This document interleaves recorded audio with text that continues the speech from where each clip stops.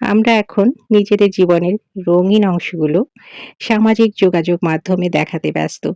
Selfie, স্মৃতিকথা, দুর্দান্ত ভ্রমণের video, নানা রকম রান্না-বান্না করা, রেস্তোরাঁয় খেতে খেতে মজার রিল বানানো, বিরাট সাফল্য নিয়ে দীর্ঘ স্ট্যাটাস, কিছুই বাদ পড়ছে না।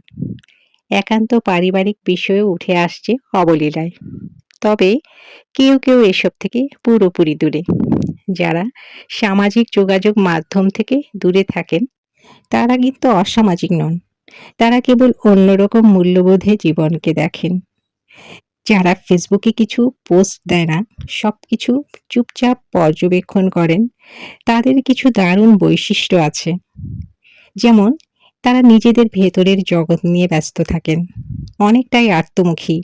নিজেদের চিন্তা, অনুভূতি আর লক্ষ্য নিয়ে সময় কাটান। বাইরের প্রতিক্রিয়া বা লাইক কমেন্ট তাদের কাছে খুব জরুরি কিছু নয়। তাদের কাছে নিজেদের মানসিক শান্তি ও আত্মবিশ্বাসই আসল বিষয়।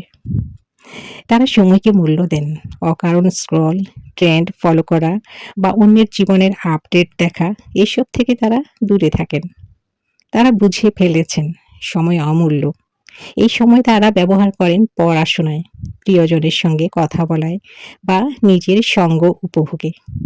তারা সম্পর্কের গভীরতা খোঁজেন। বন্ধু চান, ফলোয়ার নয়। সংখ্যার চেয়ে মান তাদের কাছে গুরুত্বপূর্ণ। তারা এমন সম্পর্ক চান যা সত্যিকারের, যেখানে বোঝাপড়া আর বিশ্বাস থাকে, শুধু অনলাইনে সুন্দর দেখানোর জন্য নয়। তারা কারো প্রশংসা বা অনুমোদনের অপেক্ষা করেন না। নিজের সিদ্ধান্ত নিজে নেন। বাইরের স্বীকৃতির চেয়ে নিজের সন্তুষ্টি তাদের কাছে গুরুত্বপূর্ণ। তারা ব্যক্তিগত সীমারেখা মানেন। কোথায় যাচ্ছেন, কার সঙ্গে সময় কাটাচ্ছেন, সবকিছুই সবাইকে জানানো তাদের পছন্দ নয়। তারা ব্যক্তিগত জীবনের গোপনীয়তাকে গুরুত্ব দেন। তাদের কাছে নিজের বিষয় নিজের কাছে রাখা এক ধরনের মানসিক শান্তি। বর্তমানে থাকতে জানেন তারা। সামাজিক যোগাযোগ মাধ্যমে পোস্ট করার আগে মুহূর্তটা অনুভব করেন।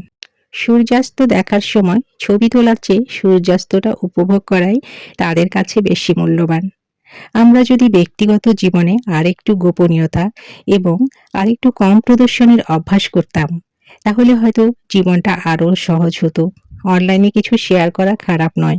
এটি অনেকের জন্য যোগাযোগ ও আনন্দের জায়গা। কিন্তু এটা মনে রাখা দরকার, প্রতিবার কিছু পোস্ট করার পেছনের সময়, মানসিক শক্তি আর অনেক সময় আত্মমর্যাদারও একটা অংশ খরচ হয়। যারা এসব থেকে দূরে থাকেন, তারা যে যুগের সাথে তাল মেলাতে পারছেন না তা কিন্তু নয়। বরং তারা হয়তো নিজের সঙ্গে, নিজের কাছের মানুষদের সঙ্গে আরো গভীরভাবে যুক্ত। তারা হয়তো সচেতনভাবেই এসব থেকে একটু দূরে থাকেন। কারণ তারা শান্তি খোঁজেন নিজের ভেতর, অন্যের ভিড়ে নয়। আপনি নিয়মিত পোস্ট দেন বা খুব কম, ২ ক্ষেত্রেই একবার থেমে ভেবে দেখা যেতে পারে, আমরা কেন শেয়ার করি? আর এতে আমরা আদতে কি পাই বা কি হারাই? শুভরাত্রি। ভালো থাকবেন সবাই।